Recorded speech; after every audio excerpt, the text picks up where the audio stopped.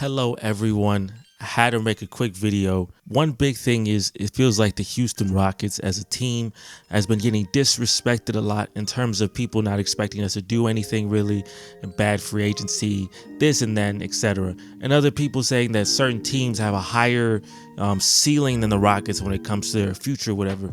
I'm going to correct you. The Houston Rockets have a ridiculously high ceiling. You look at the Summer League in itself doesn't really mean everything or too much, but the fact that a lot of the guys that we drafted in the Summer League, Cam Whitmore is playing really well, Jabari Smith and Tari Eason played well, Amen Thompson is a little bit of time played well. That means something. Not only that, but then you have Jalen Green. Even though Jalen Green is a walking meme, Jalen Green is still an extremely talented player. Alperen Sengun is a very, very great playmaker as a center. Kind of like in the first evolution of Jokic is the final evolution, and Sengun's like the first level of that. I don't know if he'll ever be Jokic, but honestly, I don't think he needs to be Jokic. Just be who he is and be great at that. You know, all the young talent we have, and then you add a guy like Fred Vanvleet, who sure is not like some elite super playmaker, but his work ethic is really good. Go from an undrafted player to what he is now. You need to have a great work ethic, and he has that. You look at, guys like Kevin Porter Jr., you look at guys like Tari Eason, Amen Thompson, all this talent that we have. Dillon Brooks, people make fun of him, but he got that, grit in him. He's a guy who brings in that extra tenacity, that extra type of edge that I think the Rockets need to be more competitive.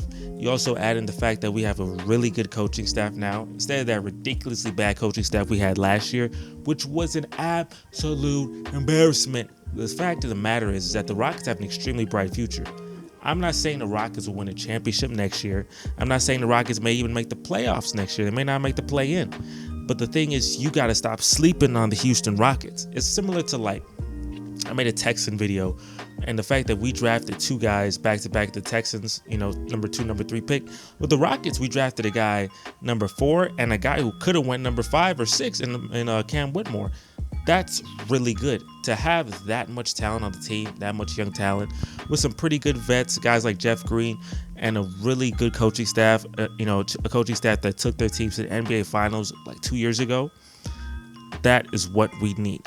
Don't sleep on the Rockets. If you play in the Rockets next year, sure, you can say, oh, easy win, but stop sleeping on us because, hey, I'm not saying we're going to win a championship next year.